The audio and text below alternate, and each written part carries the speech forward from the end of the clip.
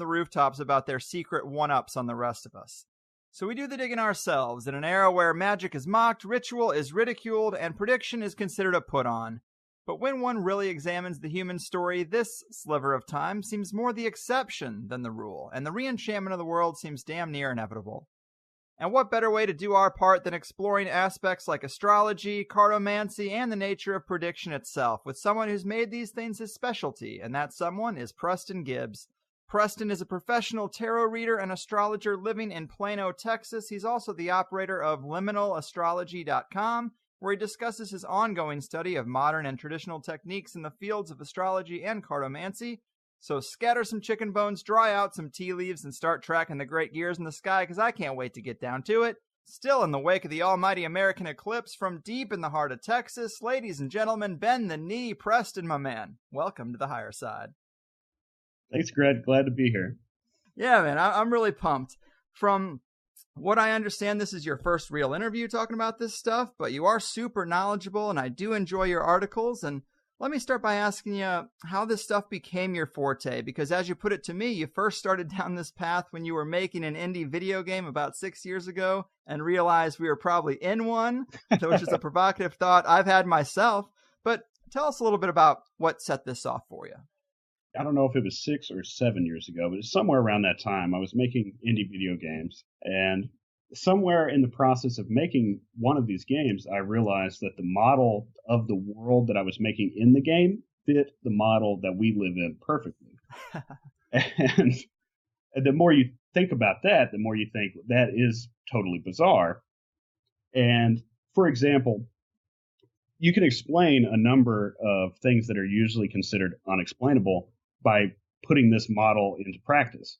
If you think about psi effects and ghosts and people knowing things that they shouldn't, such as prediction, this is very explainable if we all lived within a system the way that an AI generated within a computer program would be. So rather than being people living in this dead mechanistic universe that science would describe it as, we live more in a world that's like a computer program in which we're all part of the same system. So to explain that further, say, for example, I don't know how much of a game player you are, Greg, but... Huge game player. Okay, well, when I was growing up, and I think we're about the same age, I'm 31. 32. There you go. You know, GoldenEye was huge. Huge. And if you remember, like, the way, like, it was so rudimentary by today's standards, but back then it was cutting edge. And say you throw a grenade or there's some kind of smoke in the way, you can't see through it, but the computer enemies can. So they shoot right through it as if there's nothing there because they're cheating. Mm-hmm. The reason that happens is because they don't have vision the way you do. They're just drawing on the entire world as a whole that they have perfect knowledge of. Mm-hmm. And so the way you get around that as AI sophisticates in today's programs is that they just fake it. You know, they still have all that information. They just tell them not to look there, basically. Mm-hmm. So it says, hey, if there's smoke here, you can't see down that hallway. Pretend like you don't see it. But they still have that information. Well, the same thing could be applied to us, especially in the nature of prediction, for example, of how we might know something that we're not supposed to, because we actually have total information, and the arrow of time does not point in one direction, as it's often said, but it's actually all constant and happening in one single moment. So there's no such thing as the future. And so if you apply it that way, you could say that we're all essentially in a game. And of course, the first rule of any game is knowing that you're in one. And most of us don't know that. And part of the point of being in a game is that you have to agree upon the rules. And in this case, we've agreed upon rules where we're just not allowed to know certain things. So we just take it for granted that we don't, when in reality, we probably do. And there's plenty of examples throughout history that show that we do have access to information that we should not know. Right. I think that's a great way of looking at it, man. And I guess you'd also be my second astrologer guest who became interested via video games, which is just its own coincidence. It's interesting. But I also listened to a episode of Rune Soup recently with Lionel Snell. He gave a great interview, and he really was making this same point that when you acknowledge the interconnectedness and reoccurring ratios of nature, all these things, these are the very clues that suggest we're part of the same system, of a coded reality. Very in line with what you're saying. I think it's a great point to make. Yep. I'm glad you brought up that interview because I listened to it too here recently, and it was amazing. He had excellent points to make. He used a point that I like to use all the time, which is generating random numbers. If I ask you to give me two numbers right now, you could, and it would feel random to you, but obviously it's not. You're drawing from your unconscious. You're drawing from numbers you saw earlier in the day. It doesn't matter where they come from. To us, they feel random, but the truth is that where they come from is just so expansive that we can't comprehend the pattern, but the pattern is there. Right. And yeah, Lionel Snell made the exact same point with computer-generated reality, where the same thing is true with modern video games and programs of any kind. We can't generate truly random numbers. It takes far too much processing power. It's just not possible. But we can generate pseudo-random numbers with virtually zero processing power, where we just use something like the internal clock on your computer to pull random numbers from a gigantic table, so gigantic that you and I would never notice the pattern unless we played for hundreds of thousands of hours. Mm-hmm. And the world seems to work from that same thing. There's so many things that seem utterly random until you really, really look at them. The longer you observe them, the more patterns apply themselves. I mean, we see this in numerology. We certainly see it in astrology. You see it in almost anything. You've had numerous guests on that have described patterns just like this, where the more that they looked, the more that they saw something. And I don't think that's a coincidence. And I also don't think that that's unique to just the areas they're looking. I think it will happen absolutely anywhere if you look long enough. And that's not a coincidence. It's the fundamental nature of the reality that we live in. Yeah, man. Cheers to that. And you are right. One previous guest, Richard Merrick, is a guy who sticks out in my mind. He wrote the book, The Venus Blueprint. It's a few years back, and I really want to have him on again. But something he mentioned was this very thing, that distribution of things that you would think would be random, actually a pattern emerges when you get a big enough data set. And the example he used was roadkill. Like if you mapped roadkill along the highway for an extended stretch, you would actually find eventually some kind of equilibrium or pattern emerge, some kind of ratio. And I just think that's mind-boggling, but at the same time, it would make sense if there's some kind of simulation in play here. Certainly.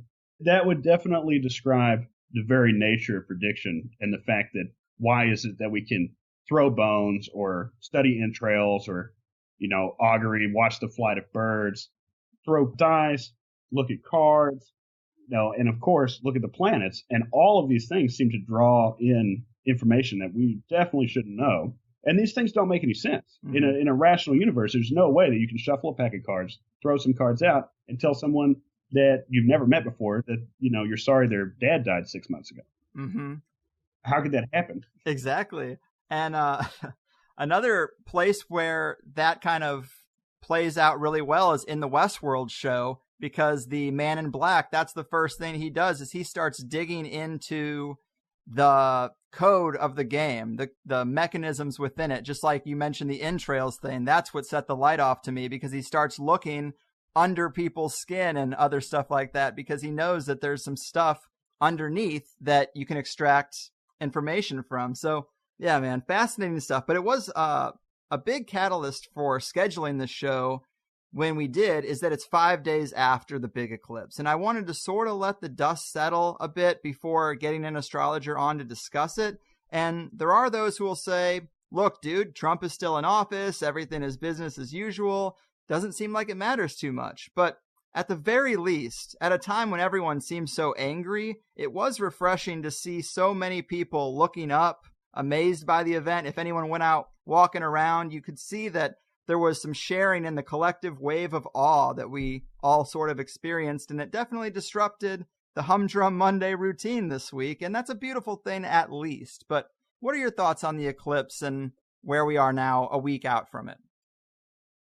Well, the first thing to know about eclipses from an astrological point of view is that no astrologer that's worth their salt anyway is going to tell you that something big is going to happen at the eclipse, like on the day or even on the week.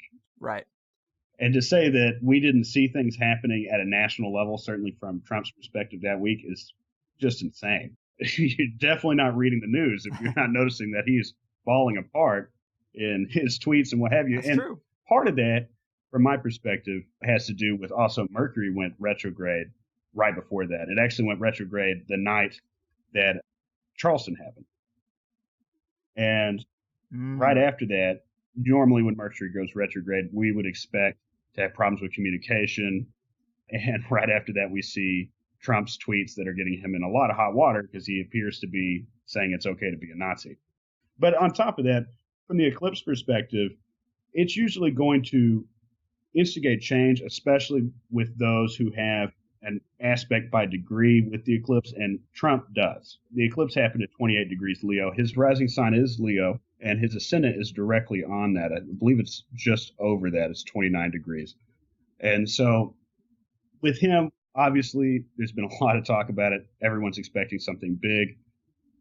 Generally, it's not going to happen on the day. Usually, it's actually going to start quite a bit before the eclipse happens. The eclipse will generally reveal something or trigger something, and that will go on for some time. And, things started looking pretty bad for him a few weeks before this. This is when he had several hirings and firings in extremely short order.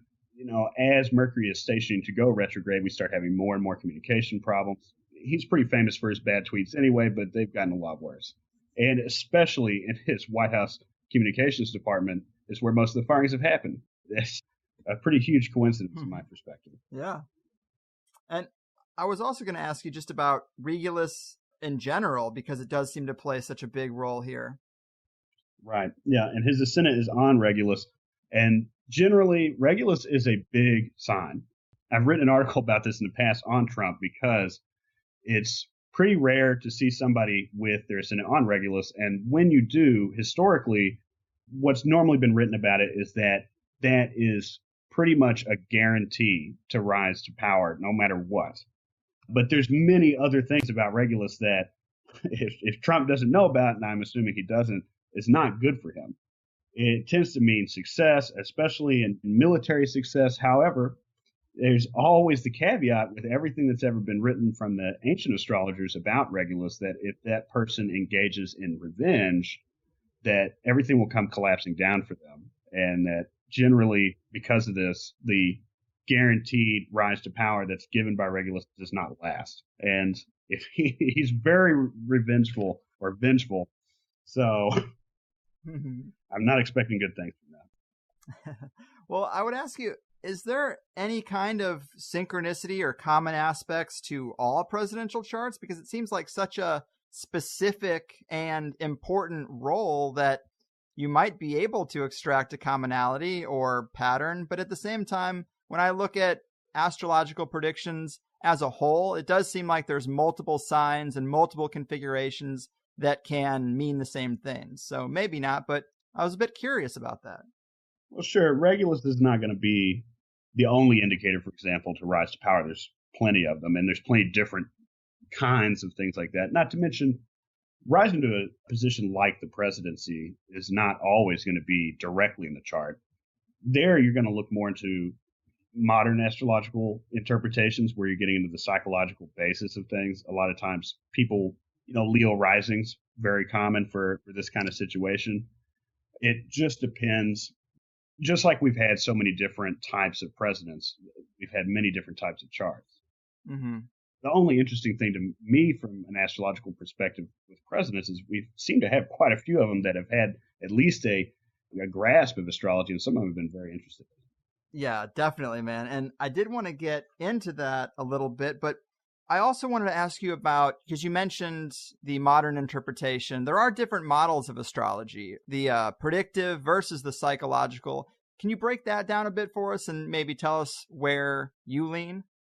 Well, the two main ones are going to be modern astrology, which is what most people know. Well, they're not going to know all about it. Generally, most people only know sun sign type of situation. But modern astrology kind of has its basis in a psychological approach. It's generally what came about in the 60s and 70s when the massive revival happened around the hippie movement. And that's going to be the kind of astrology where you're told you have planets and signs in certain aspects, and these are going to either make you introverted, extroverted, what have you. And here recently, most of the texts up until about 20 years ago that came before this have always been in Latin.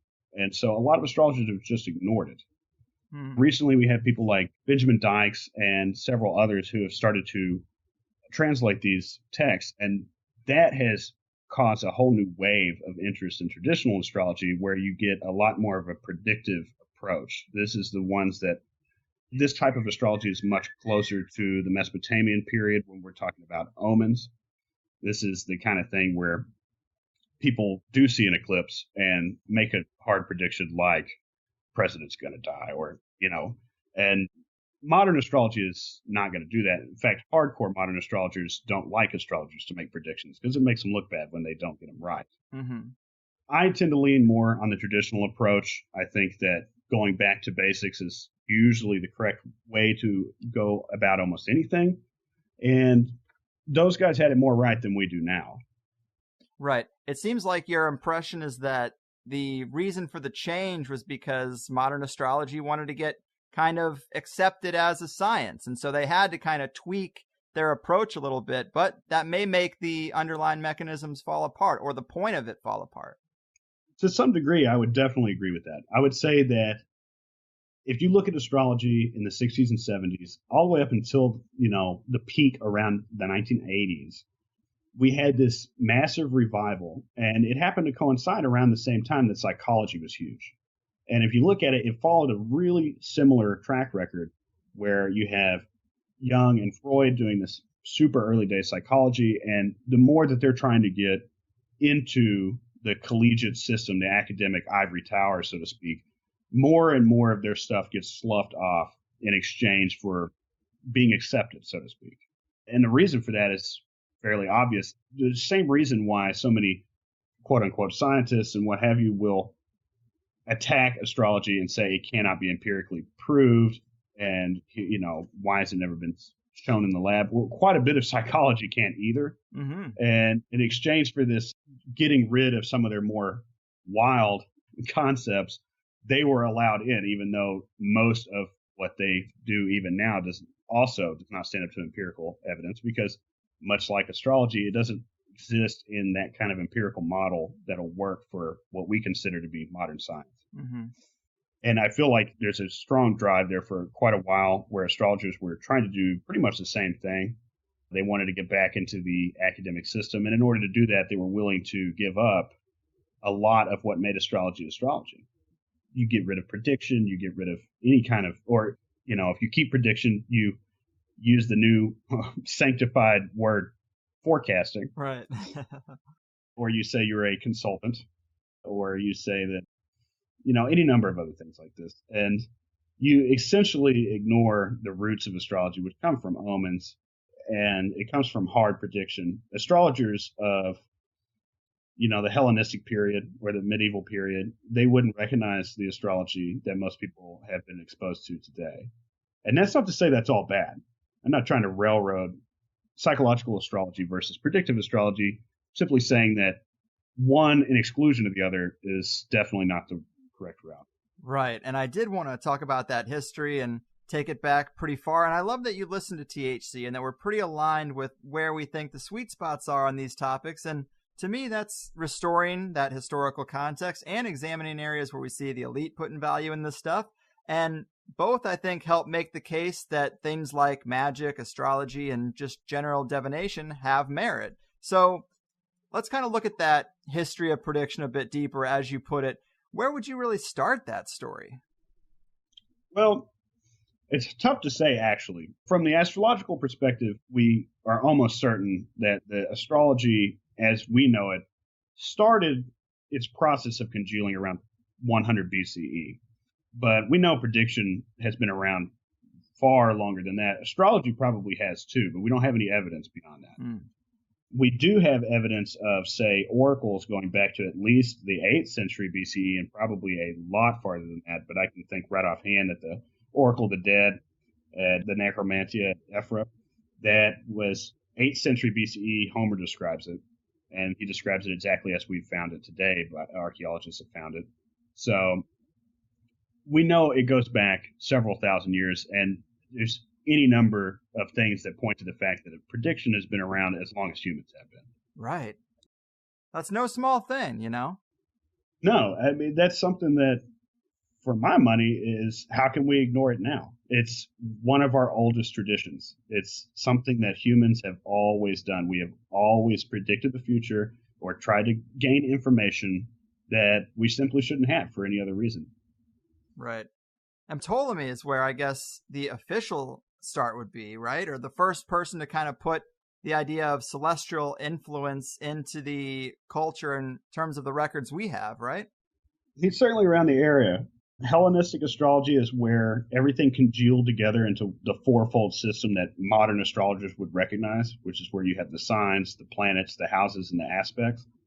And before this, they didn't do that. They had much more rudimentary omens. Mm-hmm. And on top of that, Mesopotamian astrology even kind of included what we would consider not astrology now, like the weather and things like this. Like if, Mars is in a certain location and the weather is such, this means that. We sloughed that off at some point and it just became, if Mars is here, this kind of thing keeps happening. So it doesn't seem to be tied in with the weather. Right on. But yeah, around Hellenistic astrology is where this congealed, and Claudius Ptolemy is one of the first. He's not one of the first to write about it, but he's one of the first that we still have access to. There's quite a bit of text that we know existed at one time because we have texts talking about those texts, but we don't have them anymore.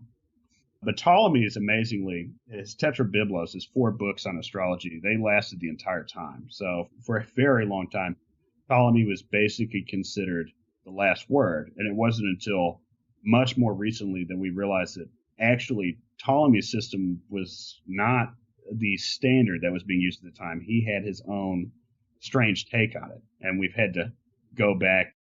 Chris Brennan, for example, has really pushed the move back to whole sign houses instead of any of the Ptolemaic systems that a lot of us have used before that. But regardless, Ptolemy was a big name player in astrology, and he could definitely be argued to have protected astrology to the extent that we still have it today.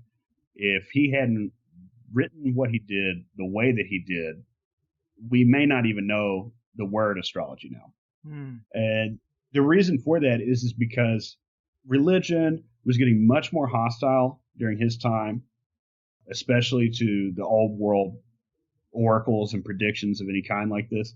And it was just, the scientific mode that was coming about at this time was also extremely hostile to the idea of the planets, just omens in general. So the idea that planets would signal something and not cause it. And the reason for this is because the old astrologers before them, they had no problem with this. They assumed that the gods were moving all the planets around, which they called the fixed stars, or the wandering stars versus the fixed stars. And they thought that, all of that was being moved around by the gods, whichever gods that they ascribed to their particular pantheon, and that they were using those to send them signals as to what was going to happen. So that was no problem. Of course, when more religions like Christianity come about, they start pushing away from that. They want to describe it as a natural system. So Ptolemy redefines the way that a lot of them at the time viewed astrological aspects, in saying that rather than the planets just being signals from God or gods telling us what's about to happen, he describes it the way that the Greeks were describing optics at the time, and the fact that they were actually shooting rays to one another, and if the planets could see one another, that was what was causing something, or the rays were actually hitting us directly. And that sort of holds up in the sense that, we can definitely compare that to the way that we understand the moon's workings now and the tides, and we can definitely see the effects of the sun's rays because we would be dead without them. But regardless, it's hard to believe that a planet as far away as Saturn, and I can't remember, I think offhand it's 1.2 billion miles away. That's really, really far. It is. Certainly, we haven't found any rays that are invisible so far that go that distance and still have a measurable effect on us.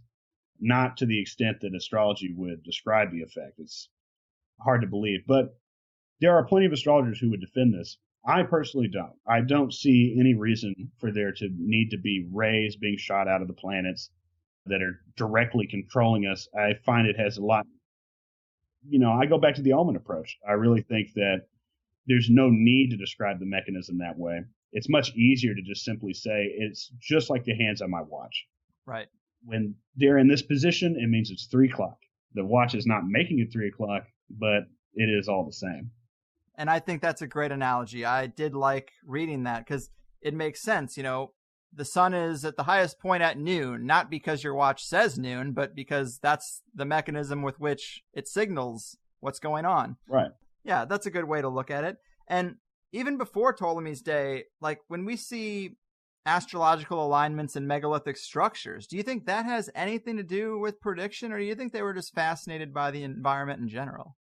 It's hard to say. It is. That question, that's $1 million question. I really wish I could say with impunity what's going on there. Right. But we can definitely say for sure that they were deeply entrenched in prediction. They didn't have the same thoughts about it that we do today. They assumed that would be the case. Which, again, between the amount of time that prediction has been around for us and the fact that up until very recently, humans in general just assumed prediction was definitely the thing, it's amazing that people are so averse to it now. How could it have lasted this long if the assumption that everyone before us is just ignorant is something that basically gets taught in school today, and it's totally shocking. I agree, man.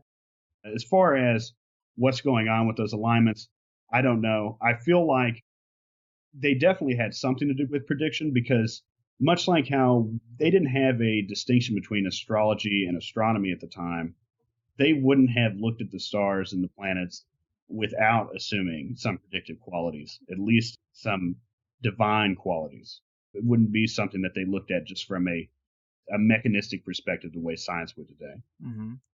Yeah, man. And just like kind of to summarize your general idea on predictions, you typed a pretty good paragraph to me that I thought was worth reading. But you say, predictions are one of our oldest traditions. All cultures, no matter how removed, practiced one or more forms. So what the hell happened? You have a guy like Cicero that modern science and philosophy will put on a pedestal as a great man of reason, yet we have primary source material in his own handwriting saying that any man, no matter what his status, would be a fool to not consult the oracles before doing something. We have well-known oracles like the Oracle of Delphi that operated continuously for an order of magnitude longer than the nation we were both born in has existed, and numerous first-hand accounts of its value.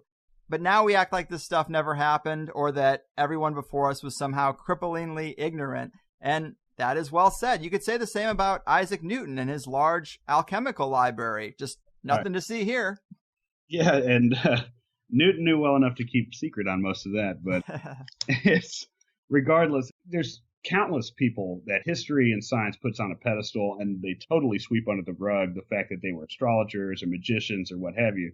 Just like Kepler, if you go on Wikipedia right now, I pretty much am certain that it'll just say he's an astronomer and lists all his astronomical achievements and never mention the fact that he was a big-time astrologer.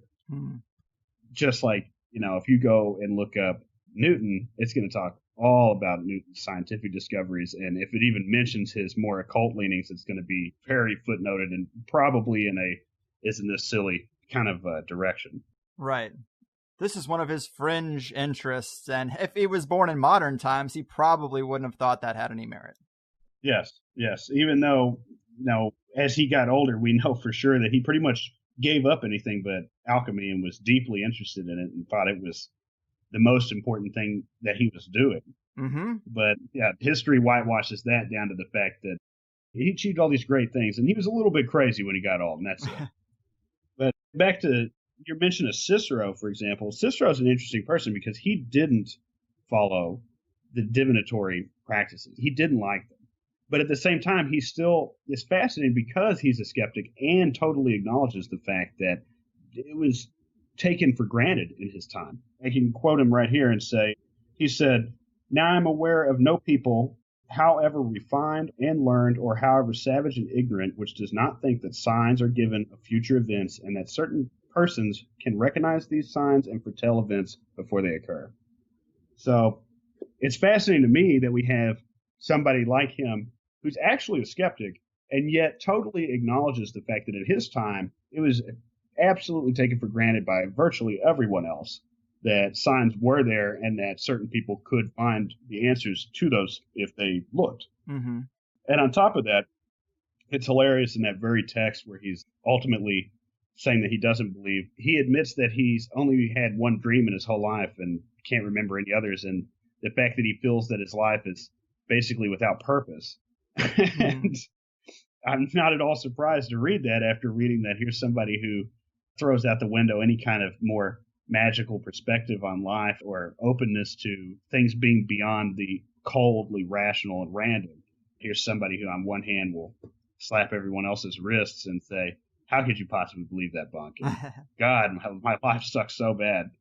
Exactly, man. And you are right in that it is such the pattern of the high school history books to say that these bright minds, they just get crazy in their old age and start looking into weird areas. And if there really was no merit to these weird areas, you'd think it'd kind of be the opposite, that when they're bright-eyed and bushy-tailed, they'd start just absorbing everything. And then slowly, as they became more academic, they would let those things fall by the wayside if they had no merit, rather than going to them when they're at the peak of their scientific knowledge and then going down those roads. I mean, it just seems like that alone should be a clue that once you get past all the sanctioned stuff, there's more there. Right. It's just so interesting. But in that paragraph of yours that I had read, you mentioned the Oracle of Delphi, and that is a term that I think everyone has heard, but I kind of think that's where our knowledge trails off. Do you know anything more about the Oracle of Delphi or that era of oracles? Certainly. So Delphi was a location that had quite a few temples, but it was most famous for the temple to Apollo. And that's where the oracle was. The Oracle of Apollo. The high priestess of this temple was named the Pythia. And the Pythia was very renowned and respected. This was one of the best positions a woman could have at this time. They were allowed to own property. They were treated like royalty. And they were taken extremely seriously. We have firsthand accounts from people like Plato and Plutarch and Herodotus. They all write about the Oracle of Delphi, and it's frequently referred to as something that is in high reverence. Basically, anyone worth their merit, if they're considering something important, they're going to go to the Oracle first. They would travel all the way to Delphi, bathe themselves, and then see the Pythia, who only sees people once a month to give predictions. And then the predictions would be given in rhyming hexameter, and this would be their answer. And several of them are famous. We have no way to know for sure how apocryphal several of these are, but almost everyone would recognize some of the predictions, some of the rhymes that are given or predictions that are given from the Temple of Apollo, such as know thyself and what have you. And this has been later on attributed to any number of people. And again, we don't know how apocryphal that could be. We do know that we're told at one point that the temple itself had all of these chiseled on the side of it as they were given, but it's long gone. We only have a couple of pillars left standing. And actually the temple went through 3 or 4 temples in the time it was available. But what's fascinating too, to me, is that the Temple of Delphi, it operated as an oracle from about the 4th century BCE all the way until 390 AD. So you're talking about, a period of about 800 years. So damn, 4 times longer than this nation I'm living in right now has been around. Close enough anyway. Yeah, I mean, that is noteworthy. It's a phenomenally long time for people to go somewhere and receive predictions from somebody, and at no point did they ever think, hey, this is all bullshit. Apparently, that wasn't a problem. There was countless examples with those same people I noted earlier who wrote about the Oracle of Delphi and wrote about its predictive power and things that it would say that ultimately changed history even. We know at one point Alexander the Great went there to get his, and the Pythia refused to talk to him that day, said come back later. And Alexander, not being one to take that lightly, grabs her and drags her by the hair until she screams, well, let me back this up because I didn't actually say what he asked. So we know that Alexander the Great also went to the Temple at Delphi. That's how important it was. And he wanted his prediction given. And he asked when he would conquer the known world or if he would conquer the known world. And the Pythia refused to answer him and said to come back later. Rather than do that, he drags her off the mound.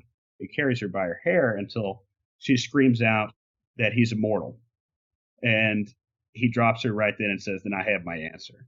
And I'm sure that's somewhat apocryphal as well, but we do know from several different accounts that he did go to the oracle before his more famous push to ultimately conquer the known world. So if it was important enough for Alexander to go there, it must have been considered fairly important. Right. And, you had mentioned that how long it was in existence, and I just thought that was so interesting. So I was looking up some stuff on it to try to see, like, why was it destroyed? Was it just the victim of a declining empire, or what happened? And there are actually, like, different reports. I heard that it was destroyed by fire, and then I heard that it was destroyed by an earthquake. But I was curious if you knew any alternative story of what would happen to a place of such importance that had existed for such a long period of time. So it did actually get destroyed by fire and an earthquake, but those things destroyed some of the earlier temples, and then it came back. They kept rebuilding it. It wasn't until near the fall of Rome when it finally just fell into disarray. It was probably more the change of religious doctrine than anything that actually brought down the oracles, including the Oracle of Delphi.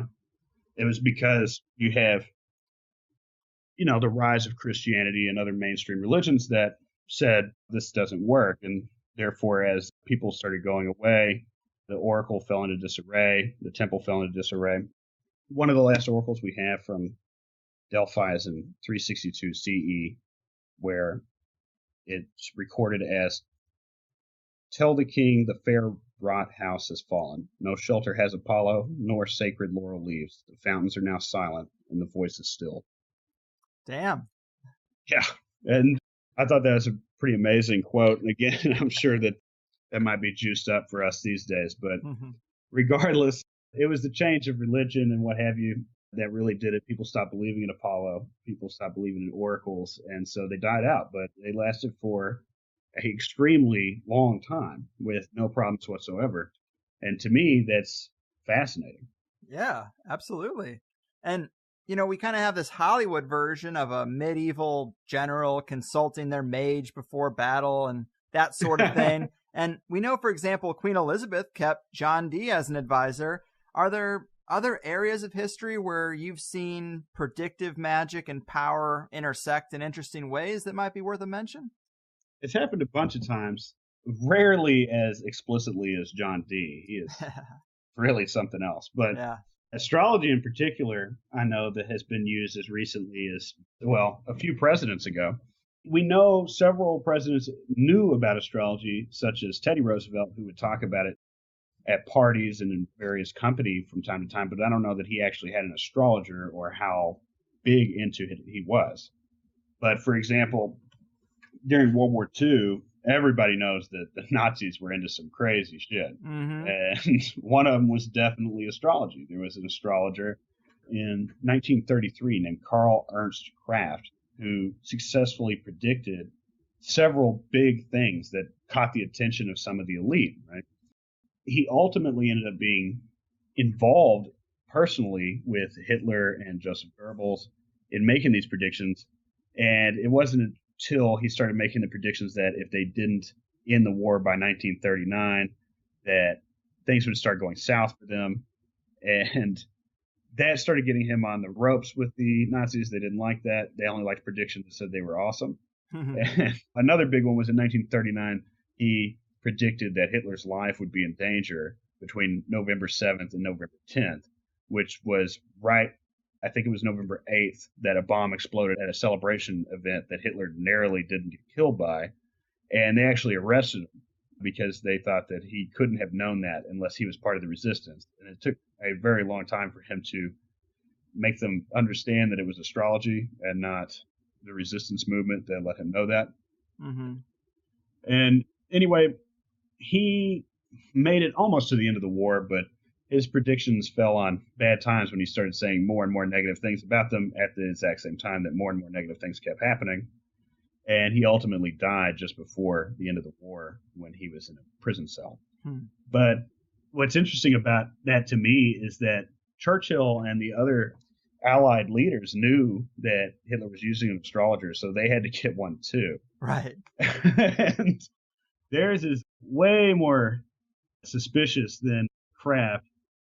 They got a guy named Louis D. Wall, and he pretty much wasn't an astrologer. He was basically a sun sign sham artist. He knew virtually nothing, from what I can tell, about astrology, but they thought he did. And so the fact that Hitler got a real astrologer because those guys actually believed in astrology. You look at the way the Allies approached it, they got a carnival barker because they didn't believe in it. And what's interesting is their approach too. Hitler and the other Nazi leaders, they wanted actual predictions. They knew that they worked and they wanted them, and they got quite a few. They just didn't like what they got.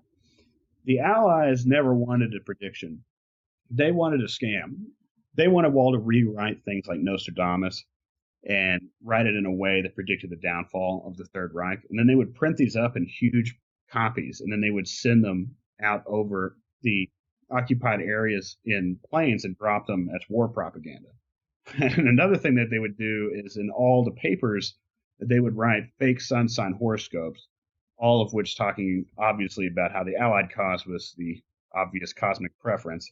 And specifically, they would pay a lot of attention to Taurus, which is Hitler's sun sign, where every single week they would run a message that said something along the lines of how unlucky and dangerous and negative a time it was to make any kind of important decisions. And whether that ultimately turned out to be relevant or not, we don't know, because, the astrology ended up being moot here because Hitler didn't like his own and had him imprisoned. A common motif between power and prediction, it seems. Yes. But if we move forward a little bit from the American side, we have Ronald Reagan, who is one of the most, beloved right-wing presidents, certainly. And we actually know that he was very interested in astrology, way more so than most people think, if they even know about it at all. Which is fascinating because actually that got confirmed in 1988 when they even ran it on the cover of the New York Times, but it just seemed to get swept under the rug. So what happened, the official story we're told, is that it was Nancy, his wife, who was very interested in astrology, and Ronald just humored her, basically. But we're told that the whole thing came about because of his attempted assassination in 1981, and Nancy, terrified and wanting to find a way to protect him, she turned to astrology, and she turned in particular to an astrologer in California named Joan Quigley. And they would have long phone conversations, and Joan would essentially use what astrologers would call electional astrology, and she would map out weeks and months ahead like a calendar and say, this is a good day, this is not a good day, don't go outside the, what have you. One of the most famous ones she did is when the Iran-Contra affair was breaking. She told Ronald to not say anything about it, and that drove everybody else in his cabinet insane because he didn't speak about it publicly for a very long time after it broke. And it was specifically because of advice from his astrologer, Joan Quigley, who told him, do not talk about this in public till after this time, which is exactly what he did.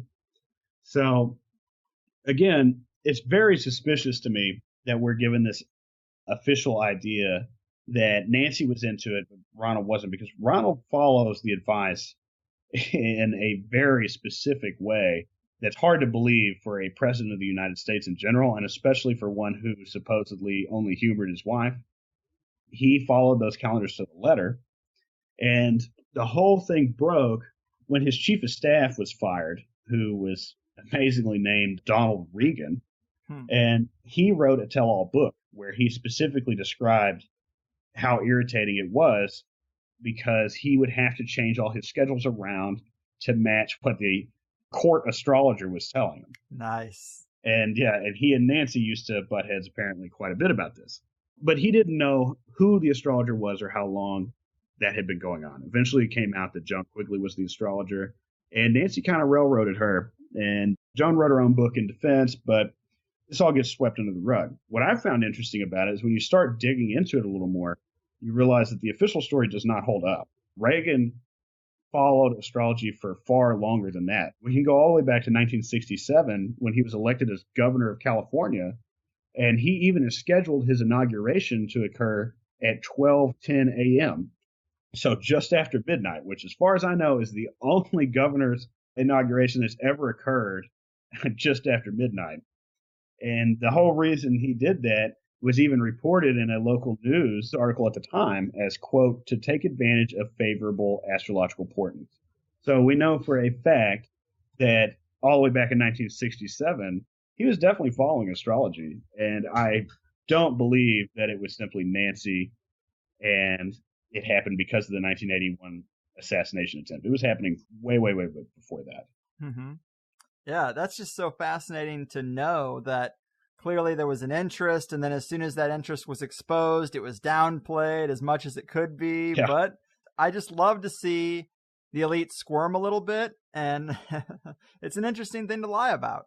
You know, another thing, and I haven't pulled up the chart to verify this, but I've heard this said several times, that part of the reason why it seems to be swept under the rug is, interestingly, Nancy, when she admitted in an interview that she followed astrology, she did it during the void moon, which for modern astrologers, that's generally considered a time in which nothing much will happen, in the sense that if the moon is void and you're worried about, say, are you going to lose your job? No, because nothing will happen, right? And in this case, she reveals the fact that a current sitting president is following the stars to determine what they're going to do, which is, as far as we know, is the only time this has ever happened. And nobody bats an eye. Yeah, and it's delivered right in that window. Yes, it's fascinating to me, the fact that it just kind of evaporated. Mm-hmm. Everybody talks about Reaganomics today, but they don't talk about the fact that so many of his decisions were following astrological portents. In fact, what's even more interesting is that Reagan was commonly called the Teflon president, because so many things happened during his presidency where many other of his staff members got indicted, had all these problems, like the Iran-Contra thing, but nothing ever happened to Ronald. Nothing. He escaped all problems. And Joan Quigley's even quoted in her book when she says that the Teflon in the Teflon presidency was astrology. Icing on the cake, man. Yeah, maybe we should pay less attention to Reaganomics and more to Reaganology. Maybe so. I mean, it's pretty damning, I think, that he's considered one of the most, impressive presidents for his economic goals or his economic process, except for the fact that every single one of those meetings that he took and speeches that he gave were all aligned with the stars. Mm-hmm. It is curious. And obviously, there are many forms of divination and predictive magic from the past that we've heard about, some stranger than others. Certainly. Some even seem a bit primitive, like maybe reading tea leaves or tossing chicken bones. Do you think these methods have any merit, or are they just largely used as examples to mock the overall field of prediction? Well, they can be. All of them have been used that way. But for my money, they all have merit, and I'll say why. And it goes right back to the idea of living in a game-like system. If you wanted to predict something and you live in a system in which everything is following patterns because true randomness is not possible, then you would need to just point to absolutely anything that is going to stick around a while and build up a data set. And after a while, you're going to see patterns. It's just like the earlier example I gave, where if I asked you to give me a random number, it seems random to both of us, but it's not really random. What if I asked you to give me a random number every minute for the next year and I put it all on a table? It's going to become extremely obvious that there's a pattern, right? You're going to give me more sevens or less threes or something like that. And if I had you do that indefinitely, I could actually start making predictions based on it. Because I could say, Greg gave me a 7 on this day and this happened. If I have that line up enough times, then I can start saying, on days he gives me a 7, my car will need to get gassed up or whatever. And it sounds foolish when you put it that way, but the truth is that it all works that way, and it's very easy to see in your own life if you give it a little time. The fact that the planets are used in astrology to make predictions is just by virtue of the fact that they've been around forever and we've marked them down forever. It's as simple as it works because it's just that's what we happen to write down. If you had all the people who had been astrologers before this had instead just observed the same 3 rocks with moss on them the entire time and wrote those down forever, then that would be what we would use. We just don't have a data set for those 3 rocks with moss on them, but we do have a data set for their wandering stars and the fixed stars. And so it's immaterial what you use, whether it's tea leaves, bones, anything. It's just how you use it and finding the patterns that are absolutely there. Mm-hmm. I mean, that is such an interesting way to look at it, man. It does make a lot of sense. And one other thing I wanted to try to tie in is the work of this Peter Mark Adams and his book, Game of Saturn. I know he's been on Rune Soup, and you aren't the only one to recommend him for THC. I've looked into his book a bit, and it seems like the gist is his exploration of a certain form of tarot and its use among the elite during the Renaissance of all times, which is interesting. But since cartomancy is kind of your wheelhouse, can you tell us anything you might have found interesting about his work in particular? Well, it's definitely THC material. One of the interesting things about Adams is he doesn't say that it's a tarot deck. He specifically defines it as a tarotchi because, and I hope I'm pronouncing that right, I've only ever read it, but it's because it doesn't actually fit into the same exact model as what we consider to be modern tarot. It's drawing on very different symbolism. It has very different sequences of cards. And so he kind of removes it from that in his book, saying that, as he himself reads tarot and that he's found that deck to be very hard, if, extremely enigmatic, almost impossible to read. But what's fascinating about the deck, and it's the Sola Busca Tarot or Tarotchi, this deck is fascinating because it's one that a ruling class elite family had constructed where they spent huge amounts of money and time having these very specific symbols and people drawn into these cards. And there's multiple references to Saturn. There's multiple references to the sacrifice of babies, children. You have all these strange figures. You have Alexander the Great is on several cards. I think he's on 3. And every single time it depicts him in this romantic style of Alexander where, he almost himself is deified. And then you have Nebuchadnezzar and all these strange characters that typically just don't show up in these kinds of settings. And what's fascinating about that is that why? Why did they spend so much time constructing this? Because the deck shows nowhere. So we know it wasn't used as a playing card deck. And they didn't talk about it for a long time. It just stayed in the family. And then it eventually got donated to a museum. And what's bizarre about that to me is why would they spend so much time building this elaborate, strange, enigmatic deck and then say absolutely nothing about it to anyone and not use it for anything? Yeah. Peter Mark Adams goes on in that book to weave a pretty convincing argument that the deck itself constituted a specialized grimoire that just that family had constructed for themselves. That essentially was a dark magic spell that they were trying to weave. And there's so many things in the symbolism of the cards that really go right into it. We have these repeated references to the phrase Trehor Fatus, which is I'm driven by fate, or fate drives me. And we have all these bizarre, extremely dark, emblems and these children being thrown into fire, these strange naked people doing bizarre things that don't make any sense. And I mean, it's weird even for tarot. So, and that's saying something. Yes, but the weirdest thing about it to me is that it's inevitable that you have to come to the conclusion that they were trying to do something. They spent a lot of time. I think the deck took 3-4 years, something like that, for them to construct all the pictures. Why would they spend 3 or 4 years? They paid for all these craftsmen to work on this for this length of time. They could go and buy a tarot deck. Yeah. They could go and buy a very expensive tarot deck. Why would they need a personal one made? And why did they deviate so heavily? somebody made the decision of specifically needing a deck that evoked Saturn and even, older deities like, I can't remember his name, but there's the deity that's all about child sacrifice and all these strange, out of the way historical figures. Somebody needed a deck for a specific reason that they were willing to spend a lot of time and energy to acquire. And they weren't using it to play a game, and they didn't want to even talk about it, which is interesting, especially when you look at, a lot of classical magical systems also consistently say that keeping things on the DL is a big part of it. Right.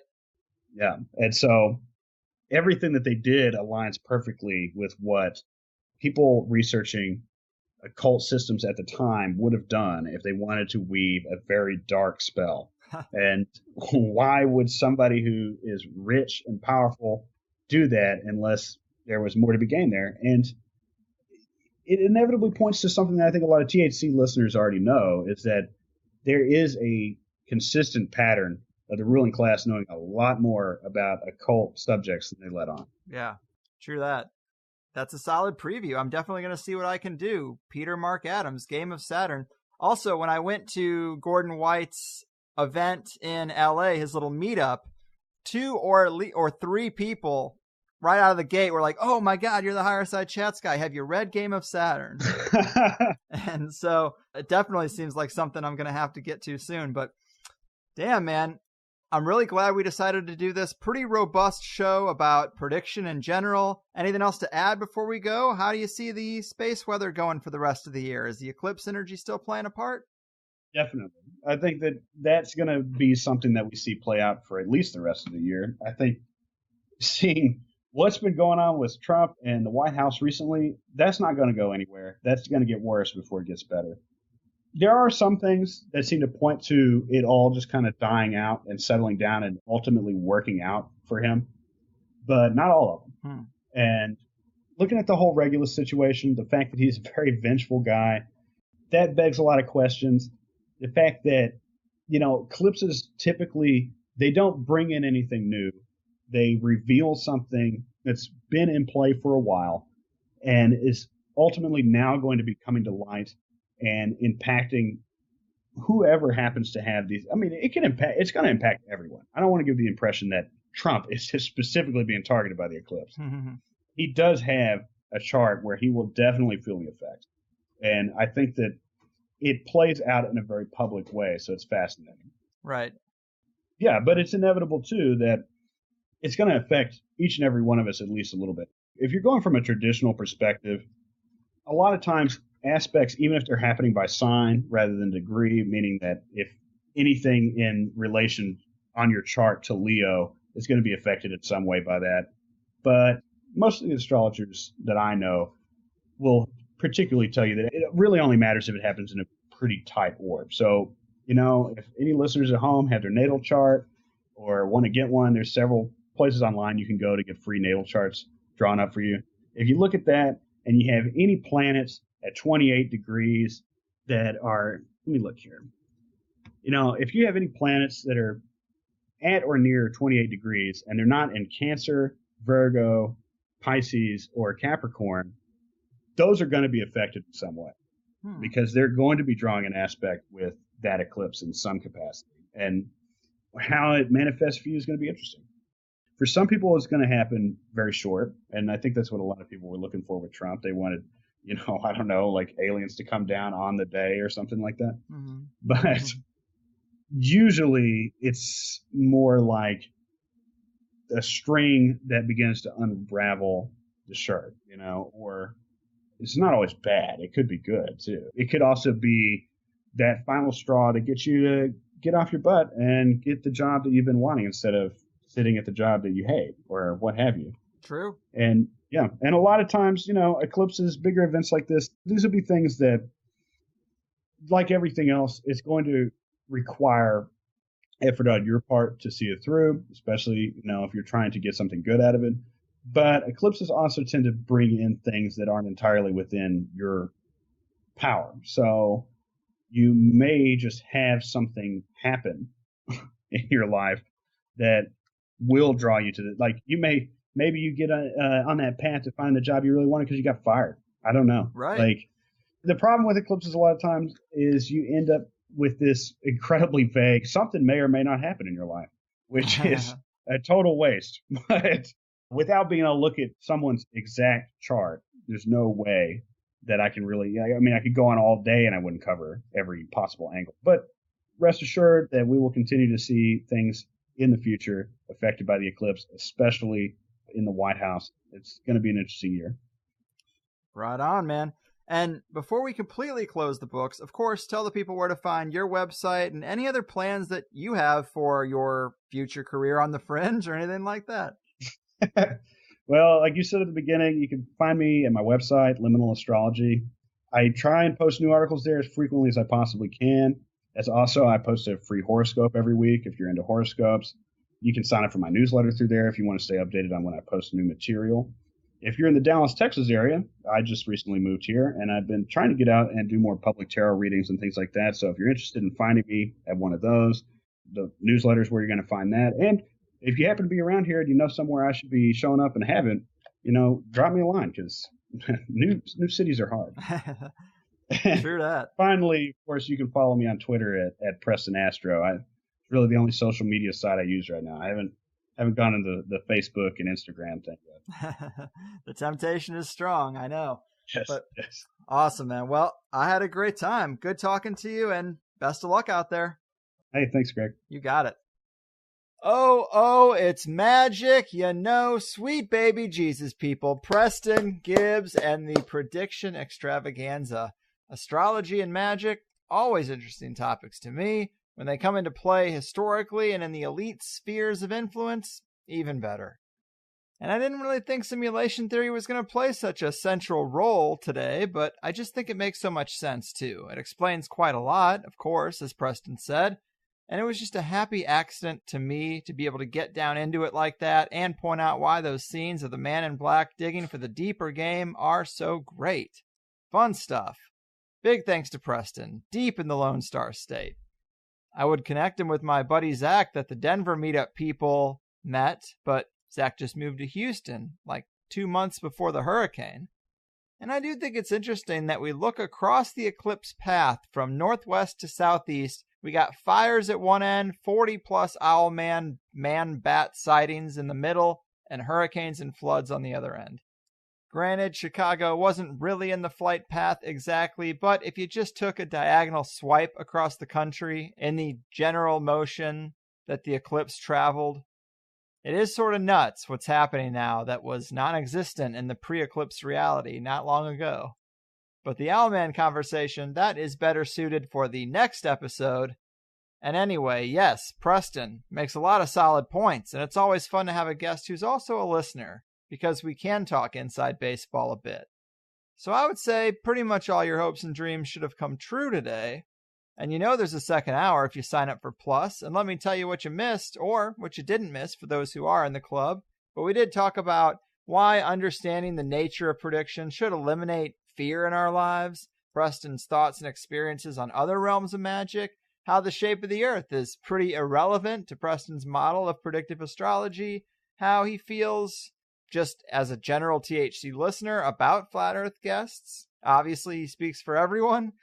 And of course, NASA deceptions and all sorts of Higherside stuff.